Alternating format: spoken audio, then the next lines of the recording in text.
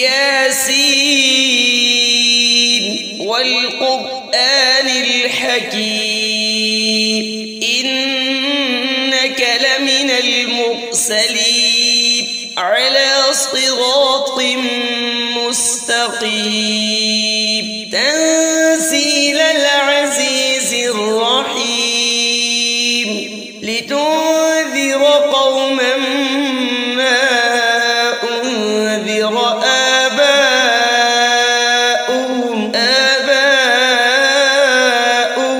فهم غافلون لقد حق القول على أكثرهم فهم لا يؤمنون إنا جعلنا في أعناقهم أغلالا فهي إلى الأذقان فهم مقمحون وجعلنا من بين أيديهم سدا ومن خلفهم سدا فأغشيناهم فهم لا يبصرون وسواء عليهم أأنذرتهم أم لم تنذرهم لا يؤمنون إنما تنذر من اتبع الذكر وخشي الرحمن بالغيب فبشره بمغفرة وأجر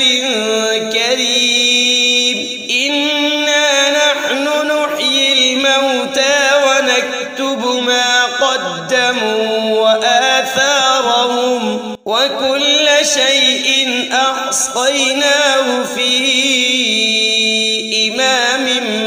مبين واضرب لهم مثلا أصحاب القرية إذ جاء المرسلون إذ أرسلنا إليهم 2 فكذبوهما فعززنا بثالث فقالوا إنا إليكم مرسلون قالوا ما أنتم إلا بشر مثلنا وما أنزل الرحمن من شيء إن أنتم إلا تكذبون قالوا ربنا يعلم إنا إليكم لمرسلون وما علينا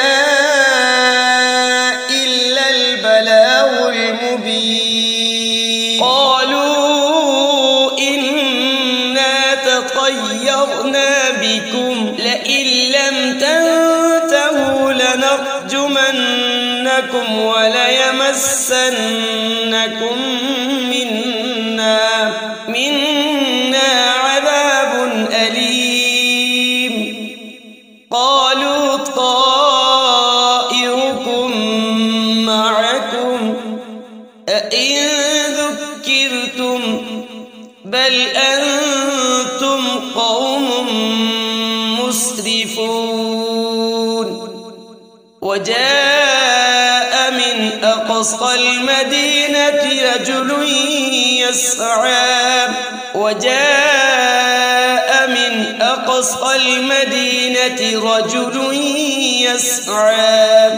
يسعى قال يا قوم اتبعوا المرسلين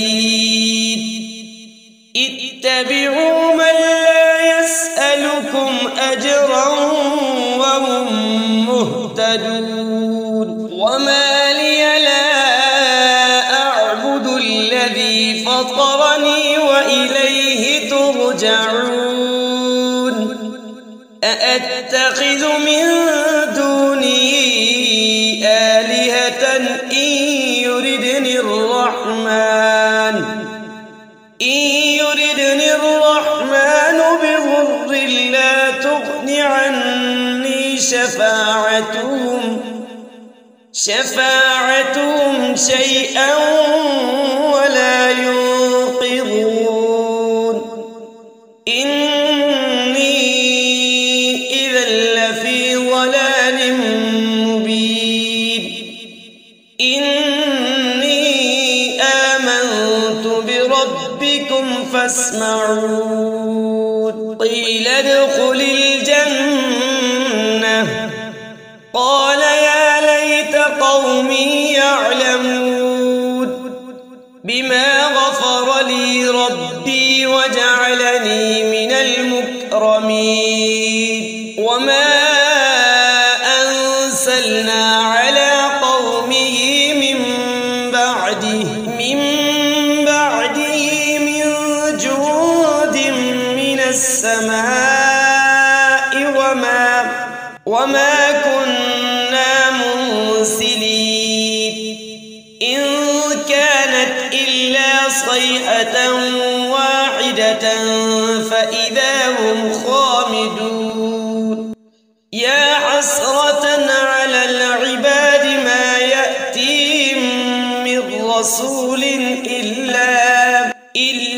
كانوا به يستهزئون ألم يروا كم أهلكنا قبلهم من القرون أنهم إليهم لا يرجعون وإن كل لما جميع لدينا محضرون وآية لهم الأرض الميتة أحييناها وأخرجنا منها حبا فمنه يأكلون وجعلنا فيها جنات من نخيل وأعناب وفجرنا فيها من العيون ليأكلوا من ثمره وما عملته أيديهم أفلا يشكرون سبحان الذي خلق الأزواج كلها مما تنبت الأرض ومن أنفسهم ومما لا يعلمون وآية لهم الليل نسلخ منه النهار فإذا هم مظلمون والشمس تجري لمستقر لها ذلك تقدير العزيز العليم والقمر قدرناه منازل حتى عاد كالعرجون القديم لا الشمس ينبغي لها أن تدرك القمر ولا الليل سابق النهار وكل في فلك يسبحون وآية لهم أنا حملنا ذريتهم في الفلك المشحون وخلقنا لهم من مثله ما يركبون وإن نشأ نغرقهم فلا صريخ لهم ولا هم ينقذون إلا رحمة منا ومتاعا إلى حين وإذا قيل لهم اتقوا ما بين أيديكم وما خلفكم لعلكم ترحمون وما تأتيهم من آية من آيات ربهم إلا كانوا عنها معرضين وإذا قيل لهم أنفقوا مما رزقكم الله قال الذين كفروا للذين آمنوا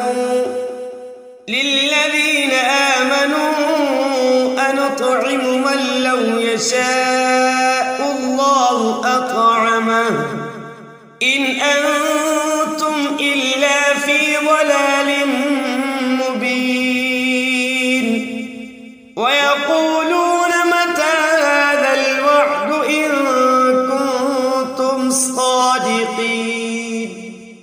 ما ينظرون إلا صيحة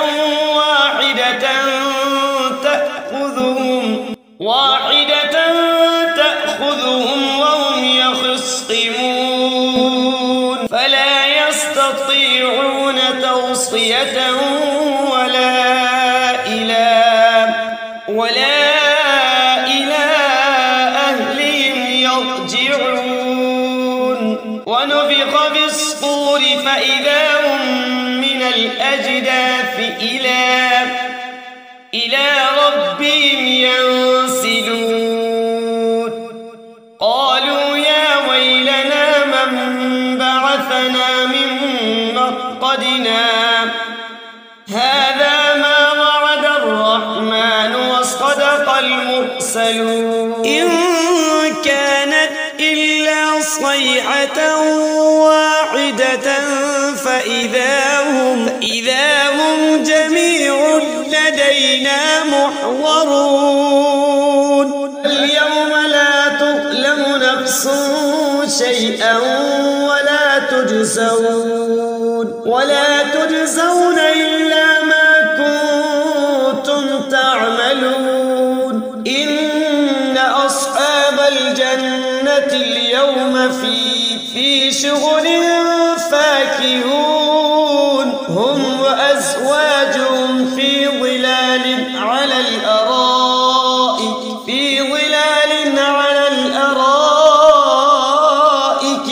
متكئون لهم فيها فاكهة ولهم ما يدعون سلام قولا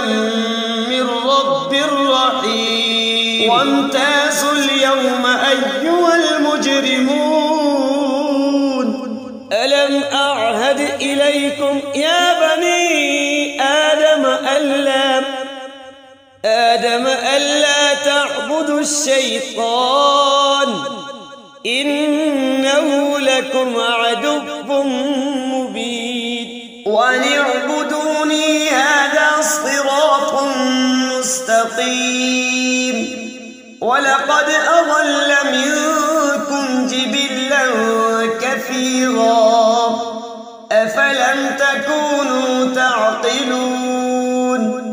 هذه جهنم التي كنتم توعدون اصلوها اليوم بما كنتم تكفرون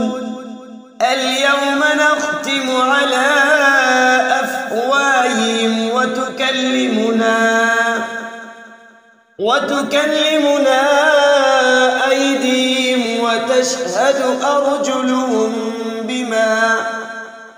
بما كانوا يكسبون ولو نشاء لطمسنا على أعينهم فاستبقوا الصراط فأنى يبصرون ولو نشاء لمسخناهم على مكانتهم فما استطاعوا مضيا ولا يرجعون ومن نعمره ننكسه في الخلق أفلا يعقلون وما علمناه الشعر وما ينبغي له إن هو إلا ذكر وقرآن مبين لينذر من كان حيا ويحق القول على الكافرين. أولم يروا أنا خلقنا لهم مما عملت أيدينا أنعاما فهم لها مالكون وذللناها لهم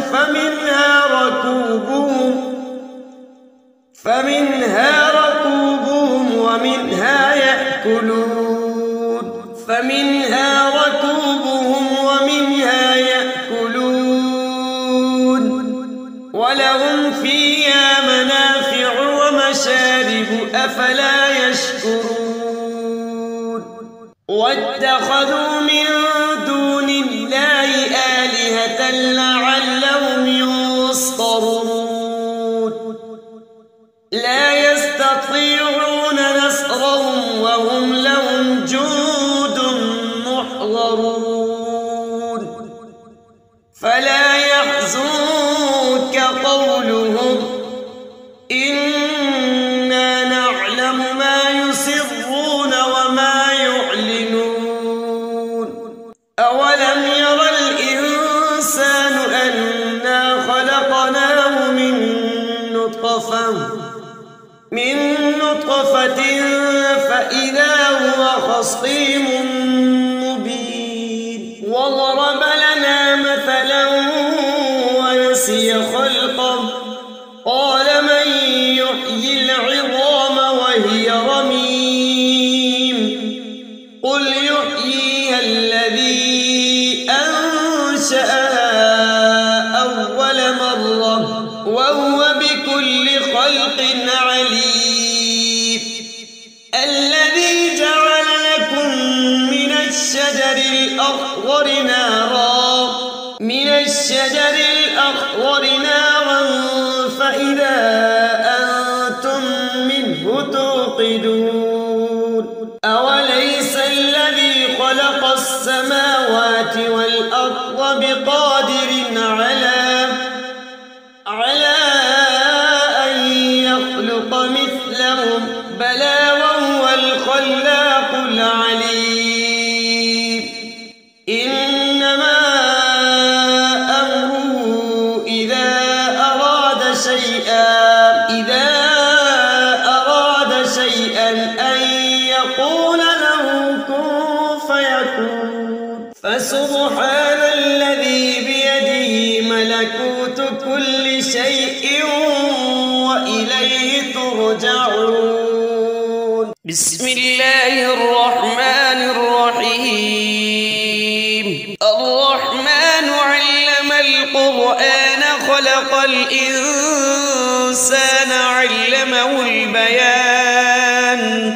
الشمس والقمر بحسبان والنجم والشجر يسجدان والسماء رفعها ووضع الميزان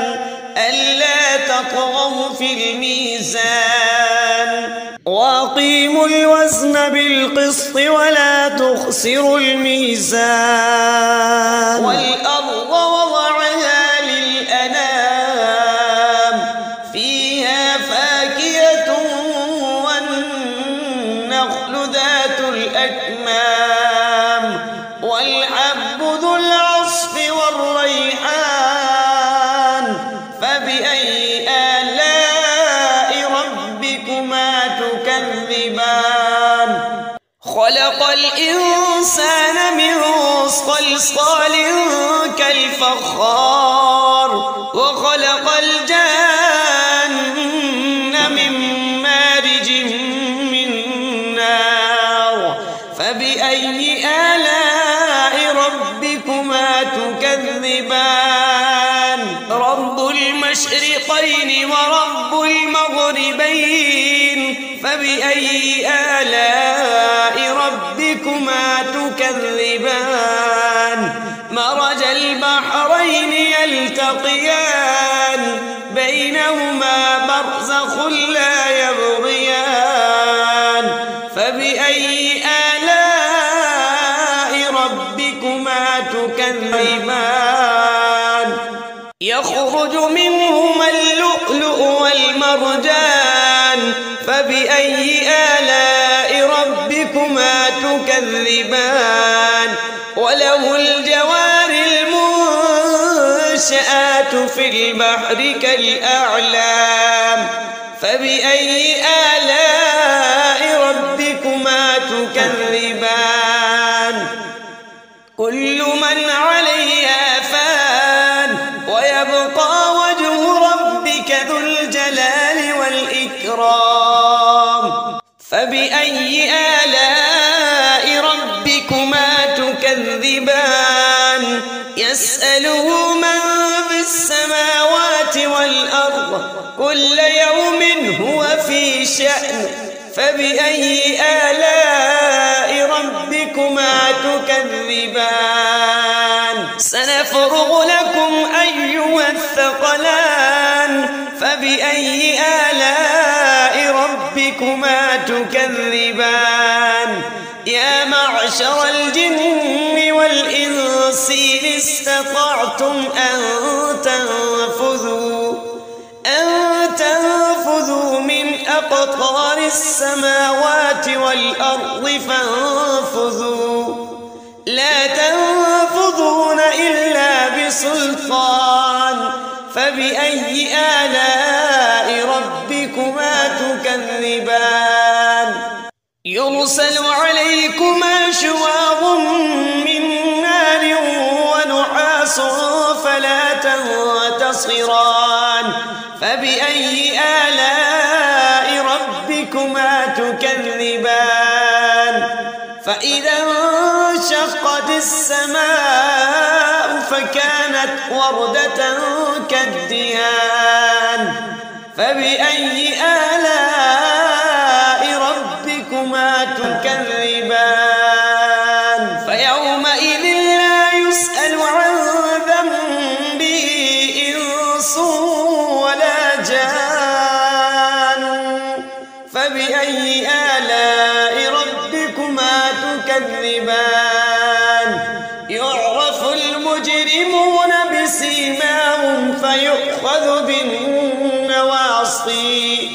فيؤخذ بالنواصي والأقدام فبأي آلاء ربكما تكذبان هذه جهنم التي يكذب بها المجرمون يطوفون بينها وبين حميم آن فبأي آلاء ربكما تكذبان ولمن خاف مقام ربه جنتان فبأي آلاء ربكما تكذبان ذواتا أفنان فبأي آلاء ربكما تكذبان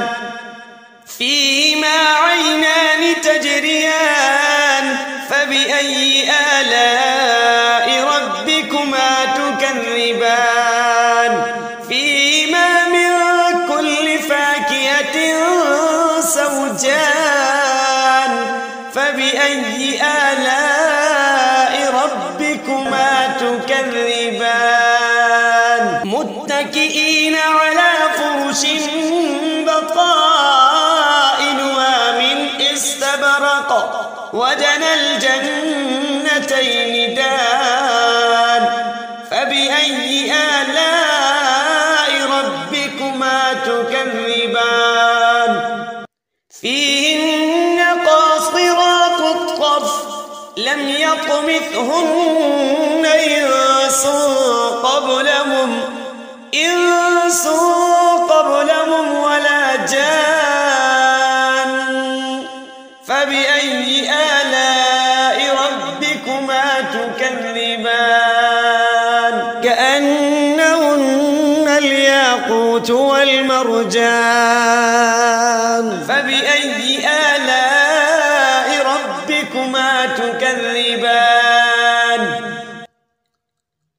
هل جزاء الإحسان إلا الإحسان فبأي آلاء ربكما تكذبان ومن دونهما جنتان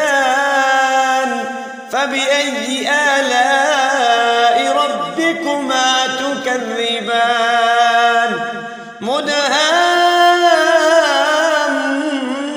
مدهامتان فبأي آلاء ربكما تكذبان فيهما عينان نضاختان فبأي آلاء ربكما تكذبان فيهما فاكهة ونخل ورمان فبأي آلاء ربكما تكذبان فيهن خيرات حسان فبأي آلاء ربكما تكذبان حور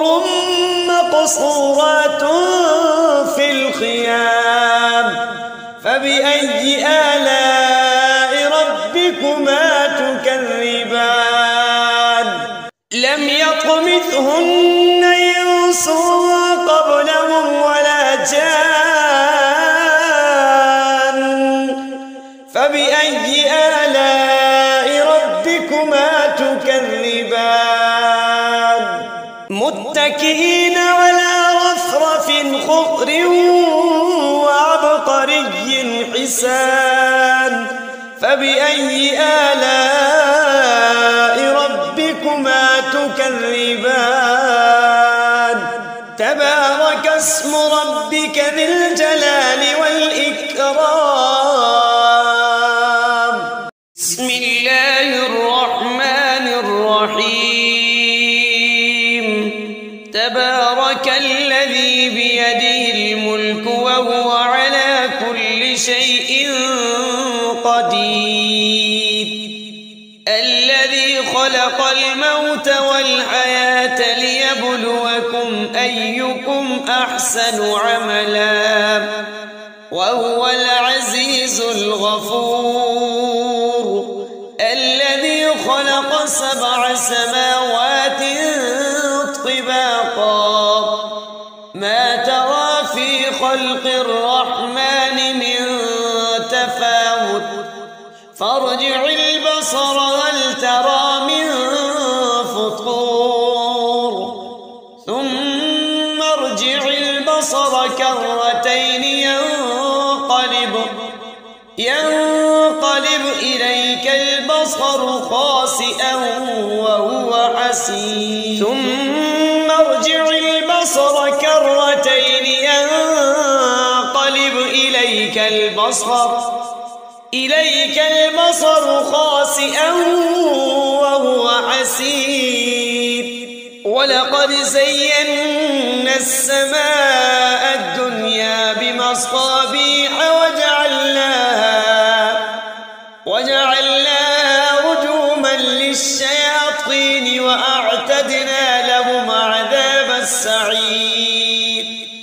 وللذين كفروا بربهم عذاب جهنم وبئس المصير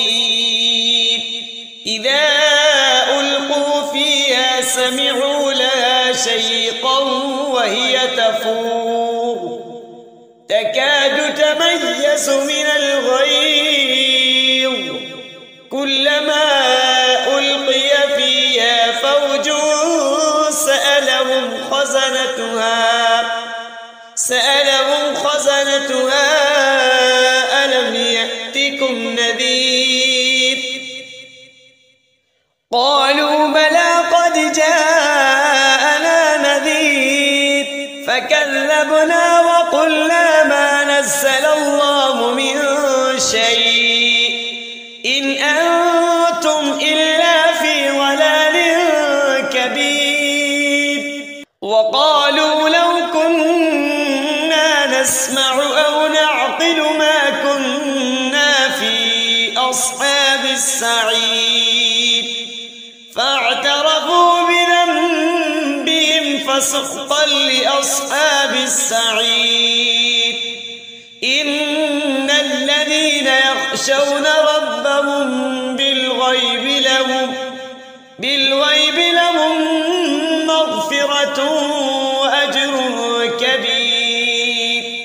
وأسروا قولكم أو اجهروا به إنه عليم بذات الصدور ألا يعلم من خلق وهو اللطيف الخبير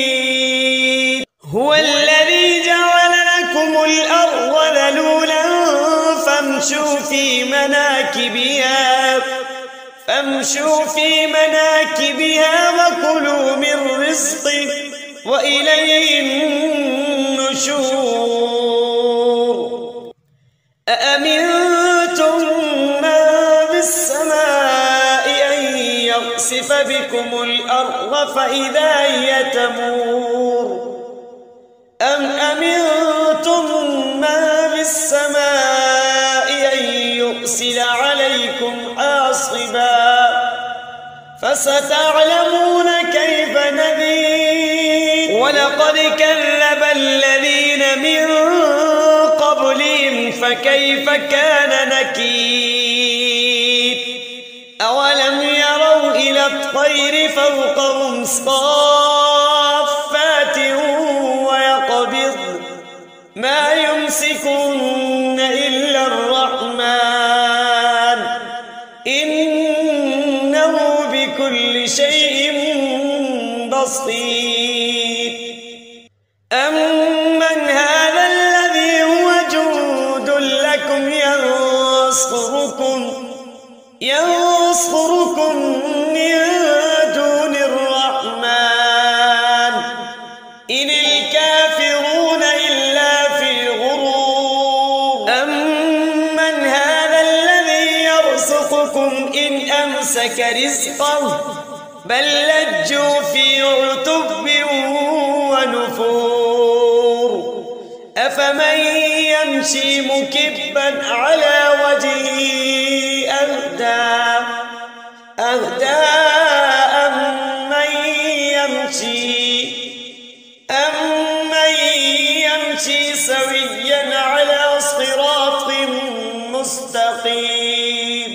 قل هو الذي أنشأكم وجعل لكم السمع والأبصار والأفئدة قليلا ما تشكرون قل هو الذي ذراكم في الأرض وإليه تحشرون ويقولون متى هذا الوعد إن كنتم صادقين قل إنما العلم عند الله وإنما أنا نذير مبين فلما رأوه زلفة سيئت وجوه الذين كفروا وقيل هذا الذي كنتم به تدعون قل أرأيتم إن أهلكني الله ومن معي أو رحمنا فمن يجير الكافرين من عذاب أليم قل هو الرحمن آمنا به وعليه توكلنا فستعلمون من هو في ضلال مبين قل أرأيتم إن أصبح ماؤكم غورا